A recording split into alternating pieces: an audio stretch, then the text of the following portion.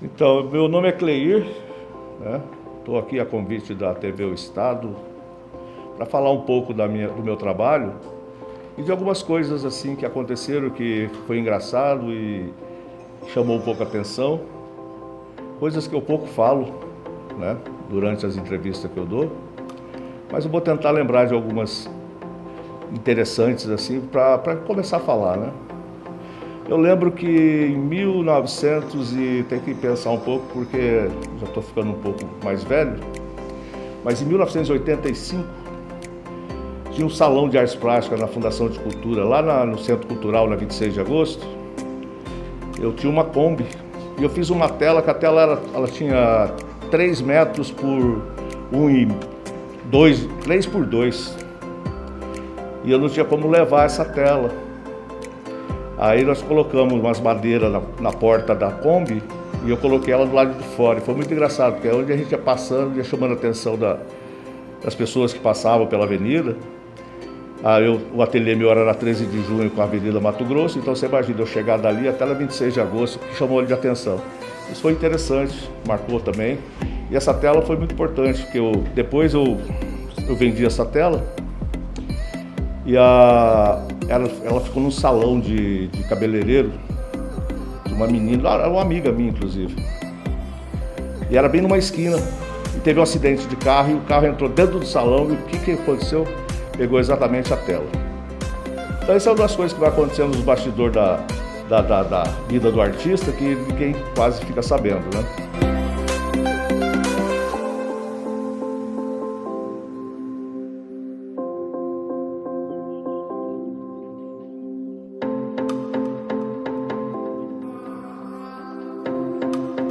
Uma que a própria Fundação de Cultura levou uma obra minha para Corumbá e foi em cima de uma Kombi, só que essa Kombi era da própria Fundação de Cultura.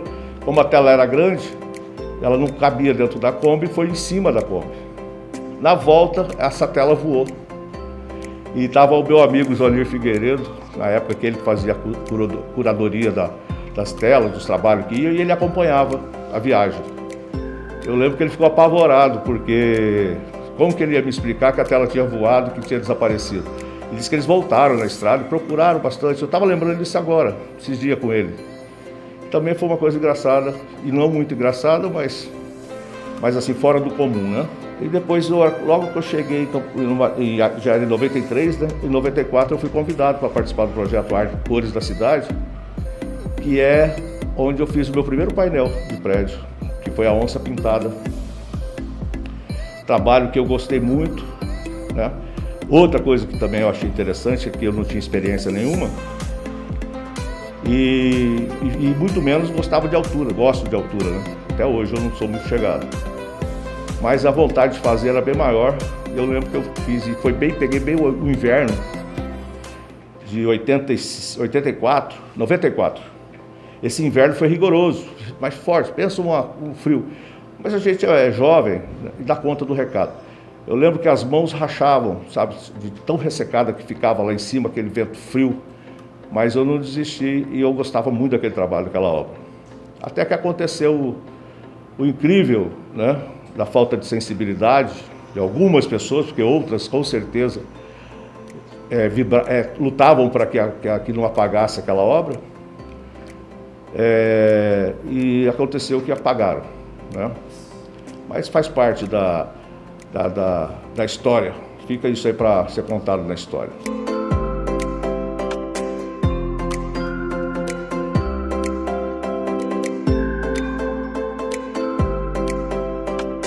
Mas pelo lado bom da coisa, né? Como sempre você tem a coisa ruim e a coisa boa.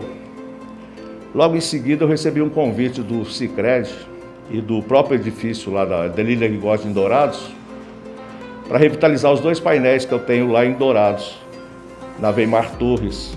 E eu achei, fiquei feliz da vida, porque foi logo que apagaram a onça, eu fiquei muito triste com aquilo, né? E de repente reacendeu de novo, porque quando eu imaginei que fosse, né, minhas obras fossem começar a sumir, veio essa luz. E graças a Deus deu certo, porque eu venho trabalhando com o Sicredi aí, com vários apoios cultural. Agora fizemos 26 de agosto, fizemos o Exceller Plaza Hotel, lá onde tem aquela arara azul. agora a Praça das Araras, com essa ação maravilhosa que a gente acabou de fazer, que deu tudo certo. Toda semana a gente batia o objetivo, que era cada 1000 bolsas de sangue, né? A gente pegava e ia lá, pintava um pedacinho da arara vermelha. E toda aquela história dela ter ficado branca, de ter chamado a atenção. Então, e aí nós terminamos essa ação, foi excelente, foi ótimo eu ter participado, gostei muito. E também por ser também uma obra, a minha primeira obra de praça pública, que foi a Praça das Araras. E foi uma dificuldade porque eu não tinha muita experiência com o ferro. Eu fazia escultura de arame, modelava o arame, a mesma forma que eu modelo o ferro, eu modelava o arame. Usava a solda de estanho, depois eu passei a usar solda elétrica. Então eu fui superando e fui sentindo que essas dificuldades, quando eu ia mexer no material, aquilo ali passava. Então eu sentia uma energia positiva de eu continuar fazendo as obras.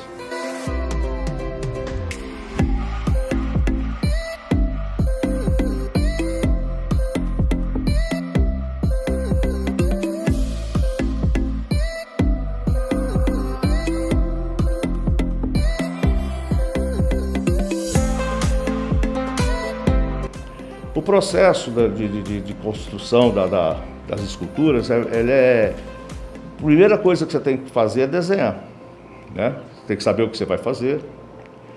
Depois que você começa a fazer o desenho, você vai começar a modelar o ferro em cima do desenho que você fez. Esse desenho tem que estar na escala, né, para você fazer ela dentro da escala. Você vai modelando o ferro e depois monta toda a estrutura com solda. Depois que você está com a estrutura montada, você vem com uma tela de viveiro de passarinho, que você coloca 2 camadas intercaladas, e logo em seguida aplica um concreto, que hoje eu uso concreto expandido. No lugar da pedra a gente usa vermiculita. E em seguida a aplicação da argamassa para que a gente possa fazer as modelagens, os detalhes, tanto de olho, de pena. Aí que surge a modelagem, mas primeiro ganha uma camada de concreto. Depois vem uma pintura, cada um que faz deve fazer com sua técnica. Eu sempre uso uma técnica chamada veladura, tanto na pintura em tela como na pintura de painéis e também nas esculturas. A técnica é a mesma, o material é o mesmo, a tinta é a mesma, e é isso.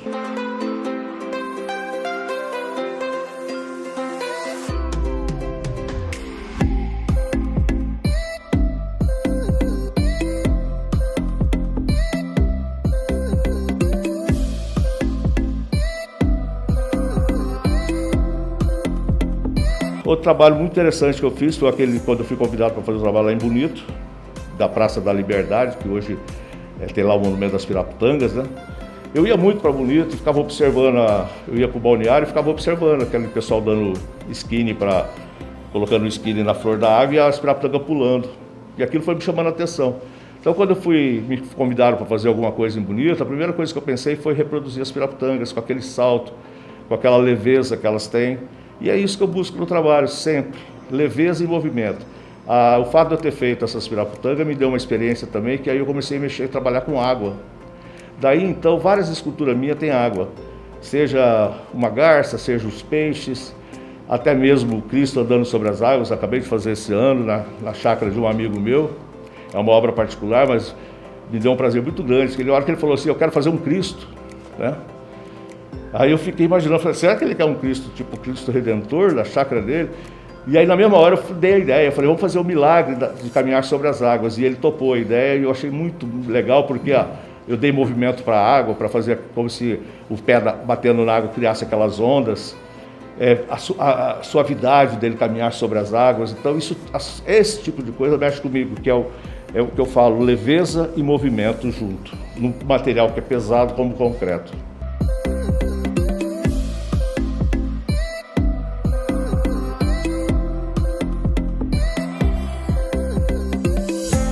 Eu acredito que a minha infância foi... Eu vivi a minha infância no Pantanal, né? Pela fato da família minha ter área no Pantanal, eu sempre passava as férias lá. Eu ia muito para Rio Verde, né? Descia a Serra da Alegria, descia a Serra do Pindaivão, a Serra da Pimenteira, né? Que até me contam a história, porque eu não conheci meu bisavô, que chama Manuel Mariano, que ele que abriu aquela serra, foi o desbravador da Serra da Pimenteira. Então, uma região muito bonita, eu tive muito contato com a natureza. E isso talvez ficou na minha cabeça, né? Tanto que eu quis representar a natureza de uma forma bonita. Aquele traço que eu jogo em cima, que eu chamo de grafismo, é a interferência do homem sobre a natureza. Porque eu fiquei pensando, eu falei, será que eu vou fazer bichinho atropelado no asfalto? Será que eu vou fazer não sei o quê, papapá? Mas não, eu falei, não, eu vou fazer a natureza bela, faço uma interferência como se fosse uma crítica. E foi isso, eu acho que essa foi a tendência. Hoje, né, depois de 30 anos, eu acho, de trabalho, eu vejo esse céu de Campo Grande, eu vejo essas ruas em Campo Grande. Eu vou para a chácara, hoje estou morando numa chácara, de repente uma anta passa na minha frente, sabe? De repente eu já vi veado, anta, lobinho. E fora que dentro da cidade de Campo Grande, né, a gente tem o prazer de andar no Parque dos Poderes e ver os coatis, ver o tamanduá, então e fora o céu. Esse céu nosso é maravilhoso. Quando eu fiz aquele trabalho do aeroporto, né, que eu busquei fazer os tuiús, ali eu fiz porque eu achava que o tuiú tinha que representar o Pantanal, por ser uma ave que a gente praticamente só vê no Pantanal. E por que eu fiz na frente do aeroporto? Porque o aeroporto ali é a saída para o Pantanal, né, bem dizer. Você chega, se o turista chega ali, ele vai descer ali, ele desce a serra lá em Aquidauana, vai passar por Miranda, vai para Corumbá e vai ter esse convívio com o Pantanal ali, né? E por que a ave, por que o tuiú? Por ter 3 metros de envergadura de asa. Eu comparei muito o tuiú com a aeronave. Né, o fato dele estar pousando, de estar decolando e o outro estar abastecendo, estar se alimentando. E foi nessa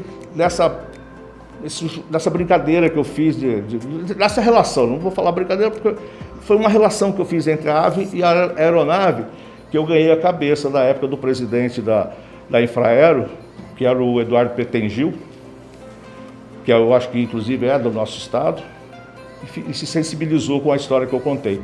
E eu dizia, tinha uma frase que falava, o maior movimento aéreo do planeta está aqui, está no nosso Pantanal. Mas hoje, eu falo, hoje o nosso movimento aéreo está em Campo Grande. Cara, Campo Grande tem muita ave, é impressionante. Isso eu fico feliz porque a escolha do meu motivo foi sem pensar. Mas acontece que hoje, poxa, é um prazer imenso você ver isso. E hoje você vê as crianças todas preocupadas com preservar o meio ambiente, com a natureza. Eu acho que, de uma forma ou de outra, meu trabalho contribuiu para isso. E eu fico muito feliz mesmo de saber disso.